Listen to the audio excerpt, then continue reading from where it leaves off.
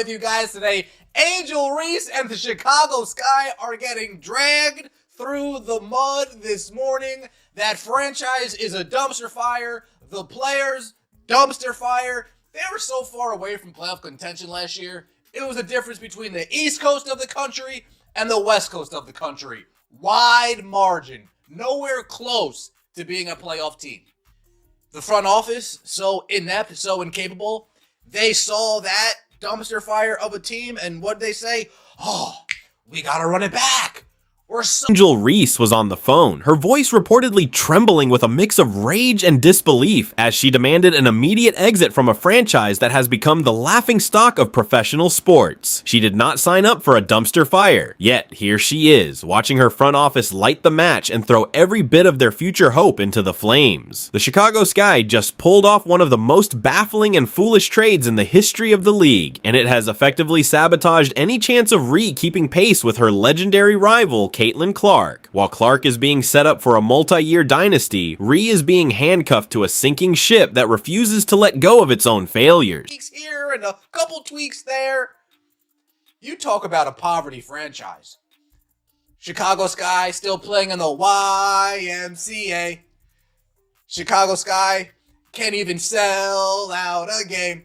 What's going on over there in Chicago? Angel Reese on the phone right now, demanding a trade. Get me out of Chicago. Nah, Angel, nah. You like it in Chicago, remember?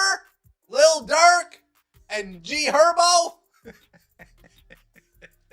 Let's get right into it, shall we, please? Like the video.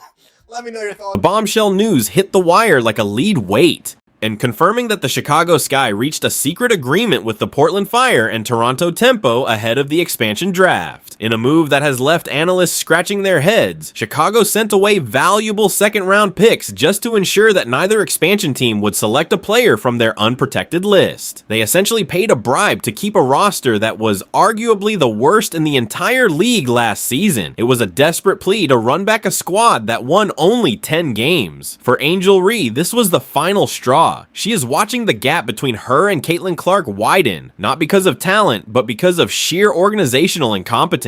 Angel Reese on the phone right now, demanding a trade. Get me out of Chicago. Nah, Angel, nah. You like it in Chicago, remember? Lil Durk and G Herbo?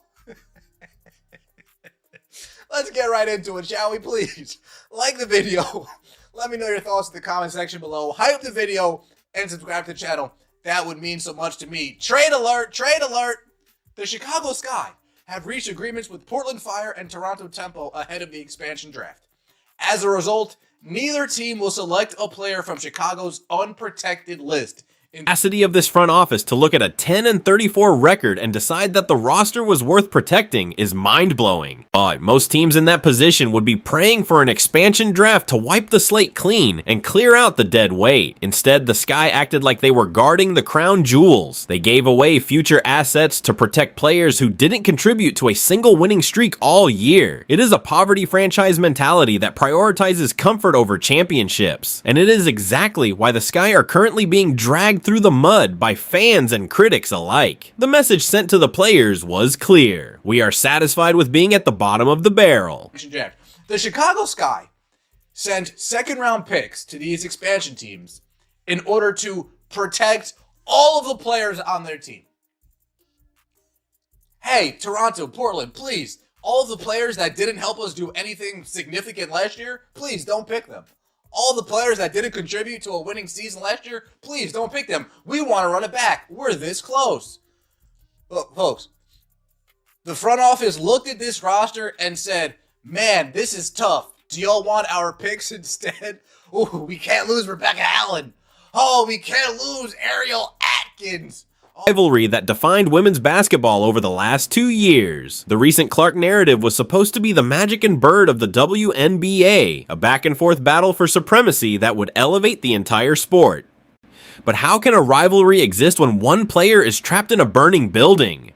Caitlin Clark is surrounded by a front office that understands how to build a winner, while Angel Reese is stuck in Chicago, playing for an organization that still feels like it's operating out of a local YMCA. This foolish trade didn't just hurt the Sky's draft capital, it effectively killed the competitive balance that fans were dying to see between the two brightest stars in the game. Are getting crushed right now. The Chicago Sky are getting crushed right now. The dumbest trades I've ever seen. You were 10-34 last season, and you just traded 2 draft picks to run it back with the same people. They think it's been a good day for business. Yesterday was April Fool's Day. This was a perfect opportunity to say, "Hey, April Fools, we're just joking. We're not doing that." Can you believe it? Can you really think we're doing that? No. But sadly enough, the Chicago Sky, they're serious. The mechanics of this trade are even more embarrassing when you realize that Portland and Toronto probably didn't even want anyone from the Sky's roster in the first place. Imagine the expansion GM sitting in their office, looking at Chicago stats and laughing. On it, they saw a team that was a complete disaster on the court and realized there wasn't a single player worth the roster spot. But then the Sky called them up and offered free draft picks to stay away. It was a quick lick for the expansion teams. They got something for nothing. Meanwhile, Chicago voluntarily made themselves weaker for the sake of protecting a group of players that the rest of the league wouldn't even pick up off the scrap heap. That host. Oh, are you guys just inept at everything you do? I can run this franchise better than your current front office. They didn't want to take any Sky players anyway, just gave away draft picks so they didn't have to whiff on. Seriously, who would look at this roster and seriously be like, "Oh, I want these players"? No, nobody. The Chicago Sky, you guys didn't realize you didn't really have anybody worthwhile on this team? You ain't got anybody worth really picking up in the expansion draft on this team? Oh.